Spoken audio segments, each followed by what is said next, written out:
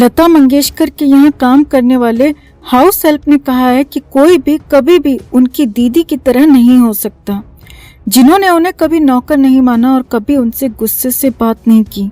लता जी का रविवार को 92 वर्ष की आयु में मुंबई के ब्रीच कैंडी हॉस्पिटल में निधन हो गया। गायिका के हाउस हेल्प में से एक सुमन साल्वे ने कहा कि जब 5 महीने पहले मुझे दिल का दौरा पड़ा था तो लता दीदी ने खुद डॉक्टरों को फोन किया और ये सुनिश्चित किया कि उन्हें अच्छा उपचार मिले।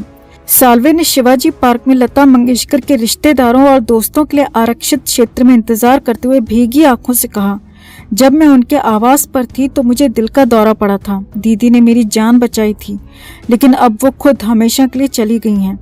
उन्होंने कहा कि वो पिछले 3 दशकों से लता दीदी के आवास पर काम कर रही थीं। महाराष्ट्र के अहमदनगर जिले की रहने वाली साल्वे ने कहा, मैं इंदिरा गांधी के वक्त से उनके घर पर काम करती रही हूँ, जब दीदी की माई वहाँ थी।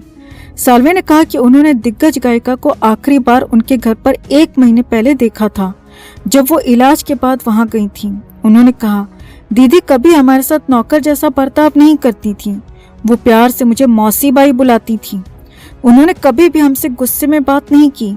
इस दुनिया में दीदी जैसा कोई इंसान नहीं है और कोई भी कभी उनके जैसा नहीं हो सकता।